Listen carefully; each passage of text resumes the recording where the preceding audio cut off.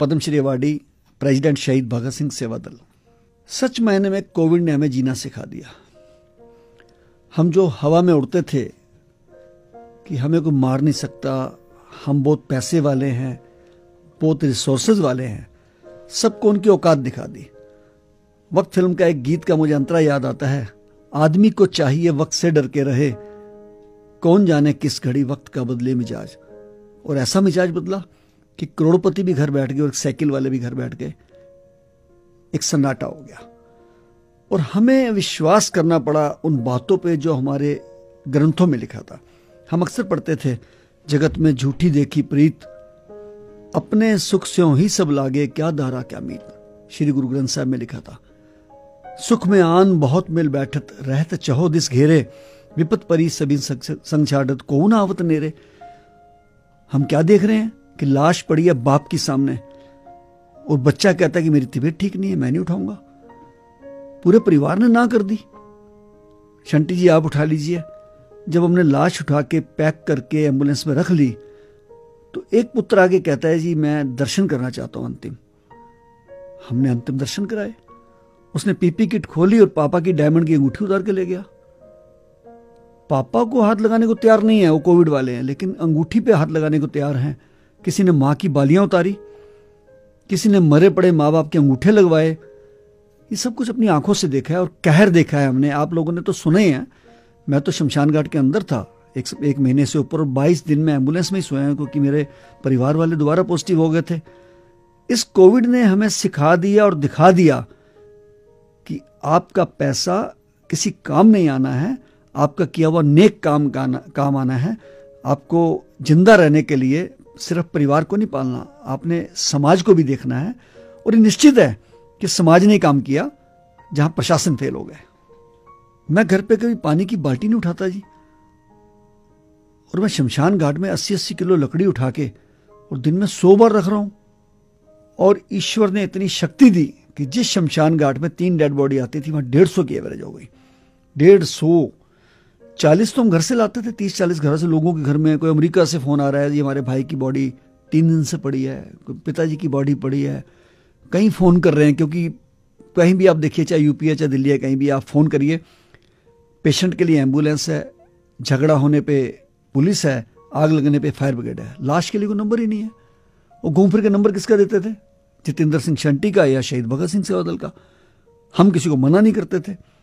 मैंने अपने हाथों से 4,2500 डेड बॉडी क्रिमेट की है।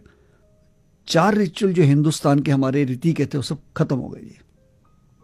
कंधा देना, मुखाग्नि देना, अस्थियां चुनना और उसके बाद क्रिया करना, सब भूल गए जी।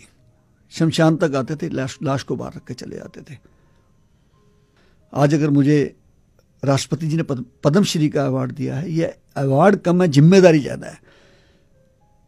क्योंकि वो अवार्ड शंटी को नहीं मिला, वो अवार्ड मेरे ड्राइवर्स को मिला जो शहीद भगत सिंह सेवा दल के लिए मेहनत करते हैं। वो शमशान घाट पे काम करने वाले कर्मी, मेरी फैमिली, मेरी मिसेज, मेरे बच्चे, जिन्होंने मुझे अपार सहयोग दिया। और ईश्वरीय शक्ति के साथ साथ उन लोगों की शक्ति जिन्होंने मुझे दिन रात प्रदान की। कोई मुझे लंदन से फ़ोन कर रहा था, कोई अमेरिका से, कोई दिल्ली से, यहाँ तक कि मुझे सऊदी अरब से महिलाएं फ़ोन कर रही हैं कि शंटी जी आपके लिए हमने आज मस्जिद में दुआ करी है। कोई कह रहा हमने मंदिर में दुआ करी है, कोई कह रहा गुरुद्वारे में अरदास करी है। तो ये वो शक्तियाँ बहुत काम आई। इवन दिन मैं शमशान घाट में काम कर रहा था, मुझे उपराष्ट्रपति जी का फ़ोन आया, वेंकैया नायडू जी का, कि शंटी जी हम आपको टीवी पे देख रहे हैं, सारा देश आपके साथ खड़ा है, आप डट के सेवा करिए। उससे हमारे अंदर और शक्ति आ गई। अक्षय कुमार जी ने मुझे फ़ोन किया, शंटी जी मैं तो की सेवा कर सकना वहाँ, और उन्होंने 2 हमें एडवांस एम्बुलेंस भेज दी। टेक महिंद्रा के मालिक आनंद महिंद्रा जी का फ़ोन आया, एक एम्बुलेंस उन्होंने भेज दी। ये चीज़ें ईश्वरीय शक्ति से हुई हैं। ये जो हुआ है शंटी ने नहीं किया है। और मैंने तो जो कहर देखा है आपने सुना भी नहीं होगा, मतलब क्योंकि ये कई चीज़ें सेंसर्ड होती हैं।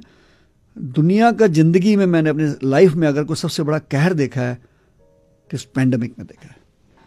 मैं चश्मा लगा के रखता था बहुत बड़ा सा, क्योंकि ताकि आंखों में धूल ना जाए, धुआं ना जाए।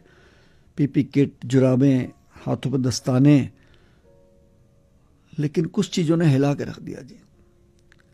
एक बच्ची मुझे कहती है, अंकल मेरे पापा की डेथ हो गई है, कहीं जगह नहीं मिल रही संस्कार के लिए। मैंने कहा बेटा मैं गाड़ी भेज देता हूँ।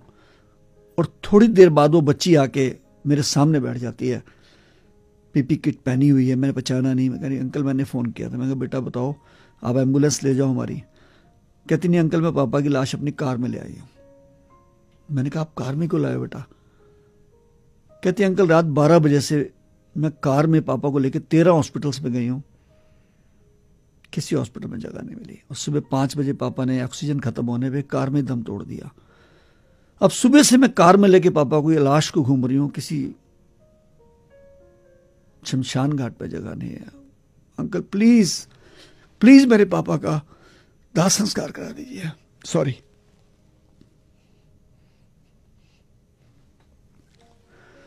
वो चीजें जिंदगी में भूल नहीं सकते जी। किस प्रकार एक मां 75 साल की मेरे पास बैठती है आके, और